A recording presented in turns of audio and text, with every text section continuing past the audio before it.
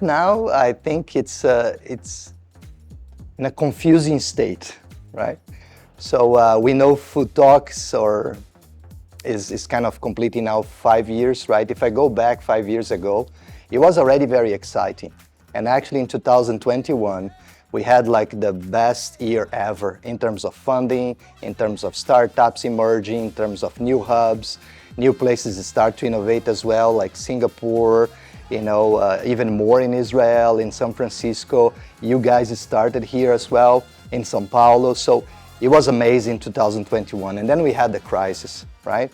So right now I say that innovations is still emerging. We see a lot of good, IP coming out. We see a lot of good, conferences. We see, many enablers, many corporates engaged.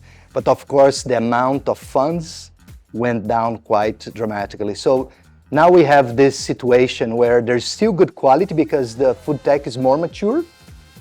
So we don't see the more, soft kind of innovation as we saw at the beginning. So we see solid ones, but of course we see less than if we compare back to 2021, because now there is this kind of a natural selection, because there is not such an amount of money out there. So only the good one, the real good ones are surviving. So that's how I see today. A lot of IP, good quality, less in terms of numbers, but still emerging quite nicely. And again, new hubs coming up. And I think, the next region is going to be probably Middle East. It's going to come out, even more strongly. So I'm right there, right on what we call, or people call open innovation. It's actually an interesting term because not many people understand this, right? What's open about it, right?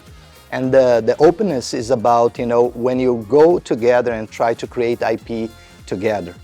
So we come from an industry that was very, closed for innovation. We were doing our own innovation for many years, but then we started to see somewhere back, like, 8 years ago, some interesting type of approaches, especially from the West Coast, San Francisco area.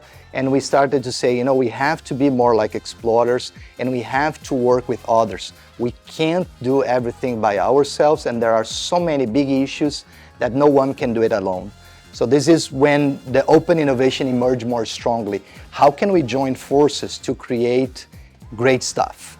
So this is beautiful, it's very romantic, but it's not that, on the day-to-day. As you are in the middle and you see all these innovators in one side and you see all the corporate, kind of a framework on the other side, is very difficult to navigate. It's a very important tool because it's a way for the corporates to expand its innovation capacity. It's a way for the corporates to de-risk some of the innovations to go into adjacent spaces and then also have others to contribute.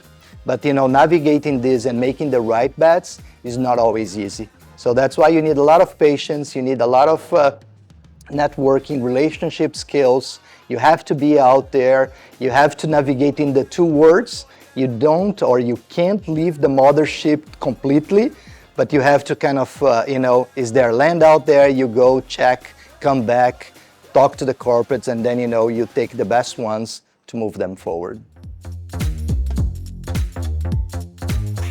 Fresh, exploration, and innovation.